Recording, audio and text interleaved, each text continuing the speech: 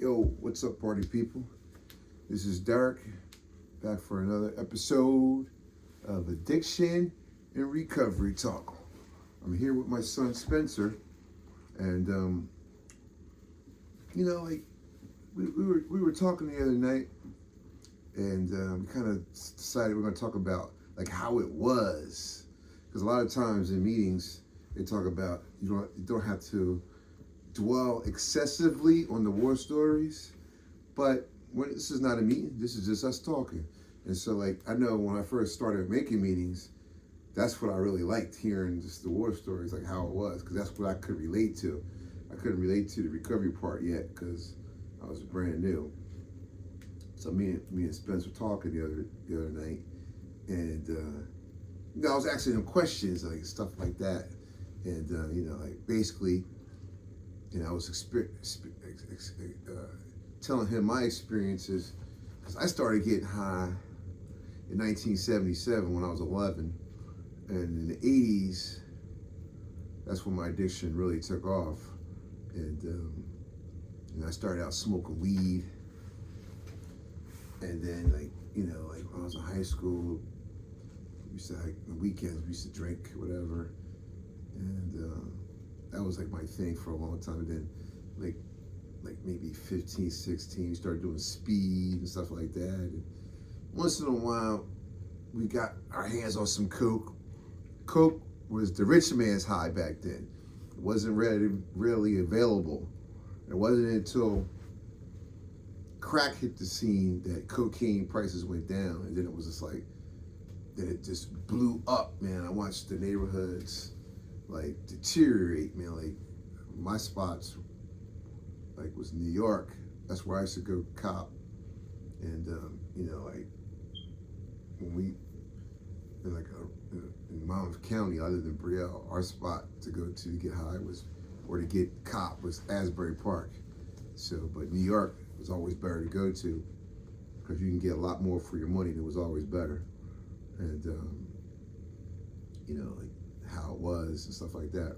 So I was talking to him, and I was asking him, and I'm going to ask him these questions so he can share with you guys.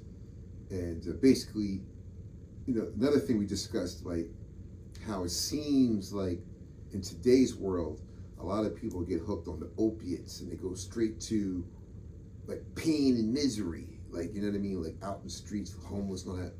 And I was talking about like when I started getting high, it was fun for a long time, like, especially like we were weekend warriors with it. Like, I smoked weed all the time, but on the weekends we would turn it up a notch or whatever and have fun. It was social. We went to concerts. We had parties where we danced, intermingled with the women, like had fun. And it doesn't seem like these hard drugs is taking them to a deeper level. So I was discussing him, I was like asking him how it was. So can you explain to them how everything progressed for you and how it started, how it was, and then where it went to? Basically, I started out smoking weed when I was like 18, I want to say. Before that, I never done anything like substance wise.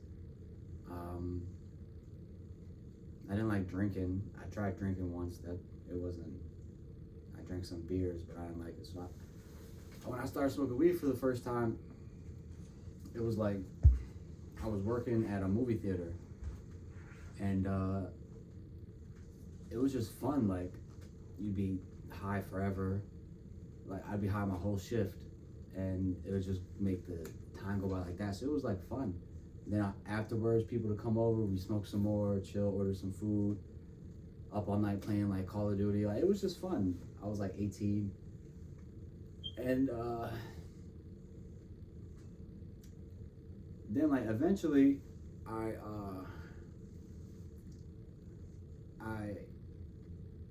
ran into these people that were living in my neighborhood, and I started to sell. And I started to sell, not weed, but I started to sell Molly. And before that, I had never really, like I said, I only smoked weed. So when I started selling Molly, me and my boy, we took some for the first time, and then it was like off to the races. And How did it make you feel? it's just Molly. I never tried that. it felt amazing. Like Okay. it was like this just gave you pure energy for like 6-7 hours straight. Mm-hmm. Made you love everybody. Mm-hmm. It was just a really like vibey kind of high for like 7 hours straight. No, there was no come down. Like you come down when you go to sleep and wake up in the morning. But like it started to get to a point where I was like selling so much of it, that I was getting so much of it, that I was using so much of it, that like I remember this one time, the last time when I stopped Molly, because I had to stop. I cold turkey Molly like on myself, like by myself, because I winded up, I don't even know how much I did, but I did a lot, and I was up for like 14 days straight. And that shit was wild. Like I was hallucinating, seeing shit, hearing shit. Like that shit was wild. Like I probably drank like maybe 2 bottles worth of water in that 14-day period, and that was it. I didn't eat anything because I was just like rolling for the whole entire time. Like I couldn't even tell when it was there. What does that mean, rolling? Like just I had mad energy and was just going. Like I was dancing, walking around, like just grooving. Yeah, just grooving. I would walk around the city, like just walk around town, just walking. I had so much just energy for like 14 days straight. Yo, that shit was crazy. Yeah. I didn't even know when it was night or day towards like the end. I didn't even know. I just knew what time it was. Like I didn't know if it was AM, PM, what. I was so incoherent, it was crazy. And then when I woke up, because it drains all your dopamine and shit from your brain. So when you wake up, you feel like a piece of shit. Like you just feel terrible. Everything just sucks. Like you don't want to see anybody. Everything annoys you. Like the littlest thing. And when I woke up, I slept for like 3 days straight. Like after the 14th day, I slept for like 3 straight entire 72 hours straight. Straight through. Straight through. Didn't even wake up to use the bathroom, pee, nothing. Just slept. Damn, you could have been dead. I just slept. And then when I woke up, I just felt like complete shit. And then I was like, what the fuck? Like, what was that? Like, why did I do that? I was like, yeah, bro, I gotta stop. So I just stopped myself. I called my plug. I was like, bro, stop giving it to me. Don't sell it to me anymore. Like, I'm not selling that shit anymore. No. So I just kept smoking weed though. Because I never figured weed as a problem yet. Because it wasn't really, I don't know.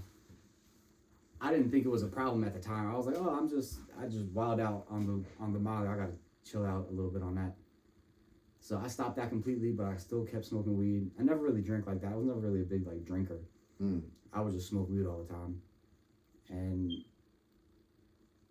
then I, started selling weed, got locked up for weed, got out, went on probation, then I let my friend convince me to fucking go down to North Carolina for some reason. It was to pay my probation off. We were gonna go out there and sell some crack to pay off my probation so I could like see if I could get off early. And as soon as we got down there, it was just, I don't even know why I went. And I got stuck down there for like 2.5 years. Well, not stuck, but I just stayed down there. And I ended up going on the run, obviously, when I was down there. And then that's when I started doing coke for the first time when I was down there. And that shit was, it was like the Molly, but, it was kind of the same exact high. But, like, the only difference was the coke would come down and you would have to do more. And, like, Molly, you just do whatever you do, and then that's all you need for, however long. What is Molly? What's in that? It's an amphetamine, so it's close to Like crystal meth? Yeah, it's close to. It's like crystal meth's cousin, basically. Okay. And so it's like a party drug. Yeah. It's a speed. Yeah, people use it at parties a lot. like ecstasy kind of, Yeah. but it's like different than ecstasy. Okay. So yeah, people use it at clubs and parties and stuff like that. It just makes you vibe, dance, love everybody, Mm. and you want to share everything. Like it's like kind of like Coke, but like not, because Coke makes you like kind of, you know, you kind of don't really want to share because you know you have to use some more in about 30 minutes. So you're like but Molly is just like, bro, take all my shit. Like I don't care what you do, like Yeah. have it all. Yeah. It's crazy. Wow. And then yeah, I just stayed down there in the mix. That shit was crazy. I was selling crack. I learned how to cook crack down there. Mm. I never tried it though, cause I saw the people I was selling it to. I saw what they were doing. I was like, bro, I can't. I'm not gonna do that. But I mean, I was doing cocaine, so it's not, you know. The same shit. It's the, you know what I'm saying. I think crack's more intense though. Yeah, crack's way more intense, but cocaine is, you still get the same urges at the end of the night to go get more. And Right. let's go like what can we do to get more? Like what why didn't the plug answer in? Like what? Like it's just crazy. Yeah. And then I wound up, because I was on the run, so I was just so down in the, I was like at the lowest rock bottom possible. Mm. Like for like 2 years straight, like my living situation was was crazy. Yeah. I was living in this two bedroom single wide trailer with like 11 people living in it. It was wild. Mm. So finally I was just like, man, I got caught smoking weed with the people I was living with. I just turned myself in. I was like, bro, listen, I'll take the charge. Just take me, please. Because I knew they was going to take me back up here. I was like, man, please, I got to get out of here. So I just wound up going to jail. Did a couple months in the county, came out. And then that was really like I was doing crazy stuff down there though. Like I got offered a kilo, but I turned that down because I knew I was going to fuck that up. What would have happened? They'd have definitely killed me because I was in a crazy. Tell them about the hogs they do down there. Oh yeah, they'll feed you to the hogs, where the hogs eat everything, like the bones, the hair, whatever you throw in the pen, the hog will eat. And that's how they get rid of people. That's how they get rid of people. This is North Carolina. Yeah, it's North Carolina. In the country. Yeah, deep country. Mm. Deep country. Nothing but woods. Like the whole town is just woods. Like the town looked like something out of like the 1900s, early 1900s. Yeah. Like it's a little old tiny bitty town. I think there's only 2 traffic lights in the whole town. Yeah. For the whole entire population of that town. There's only 2 traffic lights and like 4 stop signs. That's it. That's how tiny the town is. And they'll feed your ass to the hogs. They'll never find you. No. Yeah, the hogs eat everything. Damn, that's crazy. Yeah. So I knew I had to get out of there. Wow. I was like, yeah, no, I gotta go. Yeah. Time for me to go back. Mm. Time for me to go back, even if it's in jail. They extradited me back up here. That was crazy. Yeah. But that's really where the craziest of my war stories were, because up here, once I came back, the worst I did was I smoked weed and I drank sometimes. Mm-hmm. I never touched any crazy drug like that again. Right. Yeah. Like my thing was the cocaine, and then eventually started smoking. We thought we were better than crackheads because we used to get cocaine and cook it ourselves. So we felt like we were free base, whatever. But when you're smoking, if crack's available, you'll smoke anything. Once it gets a grip of you, man, like it's something else, man. It grabs a hold of you, and it's like it tells you what to do. It tells you to sell your TV. It tells you. Like you got 2 TVs, so what? So your microwave, like knock this guy over the head, because I was the type at the end of my run, I would take people's shit because I was big, you know what I mean, and it almost got me killed, you know what I mean, because these people were planning on doing me in, and I felt it too. I felt death. I was in this crack house, right? This girl's name was Val. Val had no electricity. It was a true crack house, you know. And my boy used to steal electricity. So like in the daytime, he did something where he would take somebody's electricity and plug it into he did something. So we would have electricity during the day, but at night he would unplug it. And everything was about candles. And she would let these drug dealers hang out in her living room. That you walk in, the drug dealers are like in the living room part. All the smokers and people using are in the back of her bedroom. So that's what we would go to use. Now I had I gotta tell this quick little story. Sometimes in the hood, this is tales from the hood. If a white person comes in there and they got money, it's like everybody in the hood is trying to get that person to be with them because they got money and they need us to get the drug. You feel what I'm saying? So we try to grab on to, that person and be like, man, no, fuck him. He he'll rob you, this and that. So this white dude, crazy white dude from like Jersey City came down. He had like a work vehicle, his business. So he came down there and he was copping this and that. And so me and the other person was trying to win him over. So I basically won him over because I was like, look, dude, can't trust him. I got a place. I got my own place. We can go there and get high. I'll get you a girl. I'll get you whatever you need. So he came with me, and it was all good because everything I said was true. You know what I mean? Everything he needed, we was getting high. He had money until his money ran out. Now this dude, he was a big dude. He was wilding out. He was ready to go rob somebody, right? Mm-hmm. So he was trying to get me to hook him, get him, find somebody he can go rob. So I was like, all right. So I was talking to this girl, but I didn't let her know what the situation was. I just wanted to know where we can get something from. And she said, there's this girl.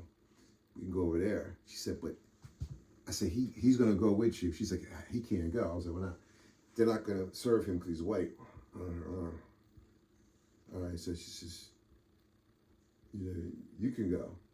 So I said, all right, let me talk to him real quick. Let me get the money from him. So I went and talked to him. We didn't have no more money. He spent all his money. So I said, look, dude, they're not going to let you go. They don't know you. They're not serving nobody white. I'm going to go in there. I'm going to do it. I said, just be outside in the truck if you had a truck running, because I'm gonna go there and take it, because that was what he was supposed to be doing. So he hyped it up, and so since he hyped it up and was gonna do it, and we had no more money or drugs, I was like, fuck it, I'll do it. Mm-hmm. So I go in there with the girl. She takes me to this girl, and I know the girl's name. I'm not gonna say it, but I remember her name. So we go into this spot in Asbury Park. We go in there, and she was all hyped up. You know what I mean? And she was like, I was like, well, how much do you got? And she said, I said, I want them all. She was like, you want all? I said, yeah. How many you got? So she poured it all out. She says, I got 65. I said, 65. I was like, I got 500. I didn't have no money. I said, I got 500. How about I give you 500 for it all? She's like, oh, I bet. I said, put them all back in the bag. So she's putting them in the bag, and no bullshit. As soon as she put the last bag in the bag, he was listening at the door. He knocks on the door, which made her and the other girl look at the door. I snatched the shit, and now they're like screaming and hollering, and the girl who brought me there is trying to keep me from getting out. She like got right at the door, like she's gonna stop me. And I just I didn't even touch her. I just grabbed the door knob and flung it open, and she went flying. And I said, come on. Me and him hauled ass, got to the car, and we went back to my spot. Now, my sponsor, who's my sponsor now, we talked about him before, Boz. Yeah, Boz. Boz was living with me, but Boz was clean. Yeah. So, me and him get to the crib, we're like high-fiving, and I got this girl that I was messing with. Her name was Terry. Terry was smoking with us. So she's like, what happened? I told her what happened, who I robbed, and this and that. She was like, oh man, you fucked up. Cause like she was going with some dude that was like the kind of people you shouldn't be robbing. Let's just put it that way. Yeah. And so I was like, fuck it. After tonight, I'm going to rehab anyway. Fuck it. It's my last night. So, you know, we gave Boss, we had 65 bags. We gave him some and told him to hide it. You know what I mean? Because we're gonna smoke this and then, you know. So he hides it in his room somewhere, right? So he leaves. He's like, give me the truck. Because they might be looking for your truck. I'm gonna go over to the girl's house and hang out with her. I was like, here, I don't give a fuck, because he had his truck. So if we wanted to leave, we could, you know. I had this fire engine red truck anyway. Like, I could definitely be identified, easy. It was a 79 Chevy. So me and him and Terry smoking. Terry's not feeling it because the girl I robbed, first of all, she knew the girl, and she knew her. It wasn't her shit, it was her boyfriend's shit. So, you know, we smoked it all, and that was funny. Once we smoked it all, we like ransacked his room looking for it and couldn't find it. You know where he had it in? Where? He had it in a Narcotics Anonymous book. We wouldn't touch that book. He had it in there. He's smart. Yeah, we didn't touch that book. It was like almost like the Bible. You can't touch that. I was like, what the fuck? So, make a long story short, those dudes wanted to do me in because they eventually found out that it was me. And like I said, I was at that girl's Val house. This is like weeks later, and my boy Tone, you remember Tone? Yeah. Tone. Now I'm in the room with Val and him, and I used to work at the post office. So when I got paid, well, here's the thing. I was smoking that night. It was like 2 a.m. And one of the drug dealers in there, he had some shit. So I said, look, I got this check. Let me get some on credit. In the morning, we can go to the bank. You hold my check, and then I'll go cash the check. You wait for me. I'll pay you for what I borrowed, what I got on credit, and then I'll buy some more. So he agreed to do that. Now, meanwhile, the dude that I had robbed, because she used to let like a bunch of drug dealers sell there, he came. And the thing about him was, I heard about him, I knew his name, but I didn't know what he looked like. You know what I'm saying? So I was like I said, I was supposed to go to rehab. Yeah. I didn't go to rehab. I stayed in town. Yeah. Even though these dudes are gonna be looking for me, I was like, whatever. I'm still getting high and done. So Tone was out, kind of like in between the room and the living room. He overheard them talking about doing me in. I don't know what it was. I didn't hear that, but I felt it. Yeah. I felt so scared. I felt like I was gonna die. And I thought about jumping out of the window. Because at this point now, they knew I had money. Because it was morning time now. I went to cash my check, gave the dude what I owed him. Plus I bought more, so now we're back there getting high. And now all these other people are there. Plus that dude that I had robbed, but I robbed this girl. I didn't rob him directly. Yeah. So I felt like death, man. I felt like I was gonna die. I felt like they're gonna kill me. Yeah. And I thought about jumping out of the window, but I said, if I do that, they're gonna definitely kill me. They're gonna come after me. I gotta walk through them. And I gotta walk through them like I'm crazy. Like, fuck them. You know what I mean? Yeah. So what I did was, now meanwhile, me and Tone hadn't talked. He knows what he knows. I feel what I feel. So I'm like, Val, what do you want to drink? I'm now being loud so everybody can hear me. What do you want to drink? Because I'm gonna get some alcohol and I'll be back. We're gonna party all day, right? And she tells me what she wants to drink. So I walk out there. I go to the dude who I know wants to get me, and I said, look, dude, you got some shit? And he's like, yeah. I said, let me get one bag. I want to test your shit out, see how it is. So I bought one bag from him, right?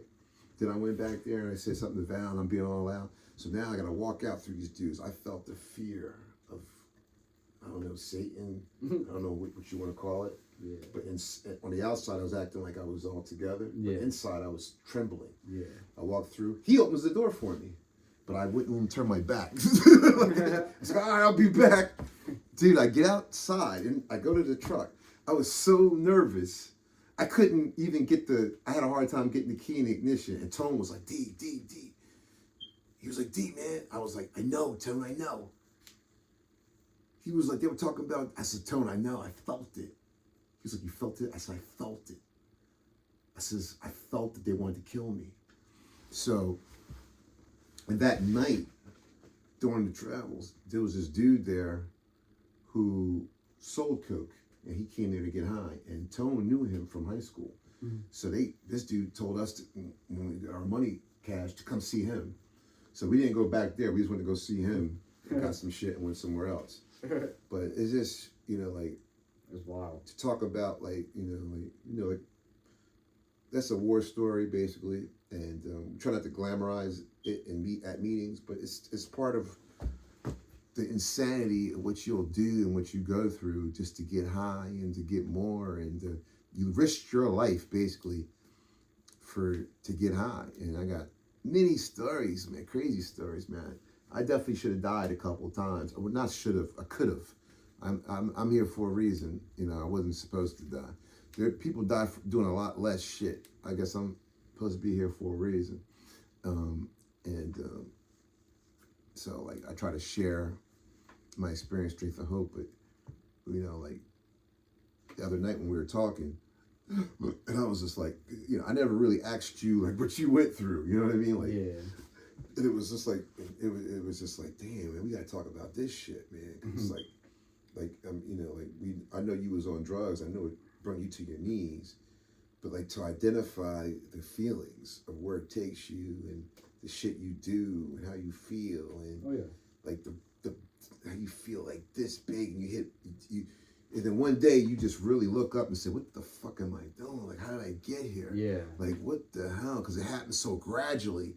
And then one day you just like, I'm a scumbag. I live and breathe and I'm just into stealing and robbing and doing people dirty just to get what I need. And it happens so slowly, and you become this person, and you feel justified in doing it because it's a means to an end. And then like when you start putting your life on the line, and then people get affected, and then I'm over here robbing this dude's. I mean, I was a coward. I went in his house and robbed his woman for his shit. I mean, that's some low shit. I mean, that's nothing to be proud of. And I mean, if you wanted to do me in, and I'm gonna tell you this real quick. Like I said, it was people starting to know who I robbed, and this particular girl was a popular girl, right? I was at this spot called the Horizon in Asbury Park. It was a crack motel. Now, people were starting to not want to be around me because I was wilding out. You know what I'm saying? Sometimes I would go to a spot, they wouldn't let me in even if I had money or drugs because I was just too wild. And I'll never forget, these 3 guys rolled up on me, and they were talking shit. And they said my nickname, and they said, yeah, that's the dude, blah, blah, blah. And he's the one who robbed, blah, blah, blah, and this and that. So they rolled up on me like they were going to do something to me. It was 3 of them. And I said, yeah, I did it. I said, now, if he wants to come do something to me, I expect that. I said, but he's going to have to work for it. I'm not laying down to him. And I deserve it. I said, but this shit got a fucking hold of me. And that's just the way it is. I said, this shit got a hold of me right now. And if you guys want to do something, it's all good. But you guys want to work for it. I ain't laying down for nobody. Yeah. I'm out here trying to survive, and this shit got a hold of me. And I ain't leaving yet. And they looked at me, and they fell back. The one dude talked a little shit about what his boys were going to do. I'm like, yeah, man. I said, I expect him to come after me. I says, I don't blame him, but I'm not going to let him fuck me up. Yeah. That's the bottom line. It's just dirty game. And the one dude, they didn't do nothing. They fell back. But the one dude, I ended up getting high with him like, I don't know, maybe a week later. And he told me, he said, dude, I respected you. And I was like, yeah, why? He said, because you told the truth. You didn't back down. You didn't cower down. I was like, dude, we're smoking crack, dude. This makes motherfuckers do shit they wouldn't ordinarily do. I was like, it's just the way it is. When people get robbed, shit happens. Yeah. I said, they want to come after me. I'm not going to let nobody hurt me. I said, if they want to hurt me, they're going to do it. But I'm not going to let them. You know what I mean? And he didn't do nothing. He never did nothing. You know what I mean? He never did nothing. And I saw him a couple times after that. I think he just thought I was crazy and he left me alone because after he let me out that one time, then I kind of was like, fuck him in my mind because he didn't have the balls. Plus, he was trying to get those other dudes to do it, and they were from New York. He wasn't trying to do it himself. I realized that.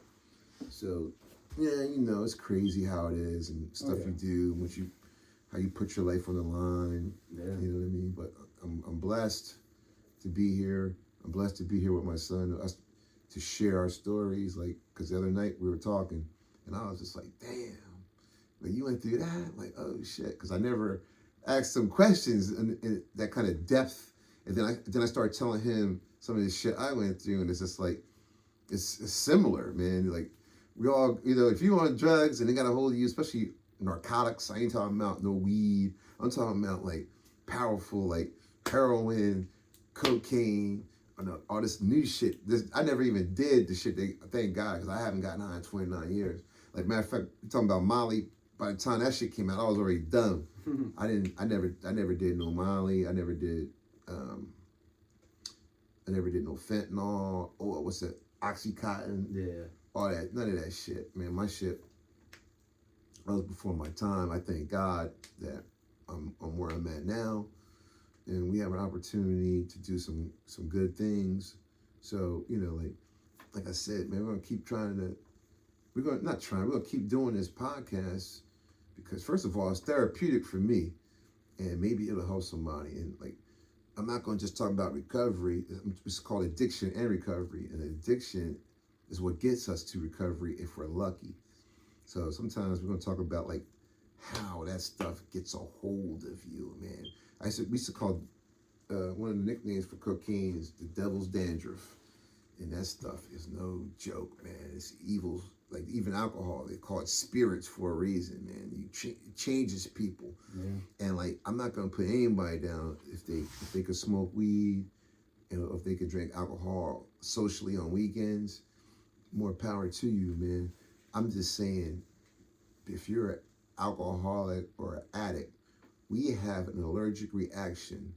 So the best way for us to combat this disease is to stay abstinent and not use. Because we put that first one in us, and it's like the Dr. Jekyll, Mr. Hyde situation. You know what I'm saying? And when Mr. Hyde comes, Mr. Hyde is a motherfucking monster. He's a beast, bro. And he tears up to the city.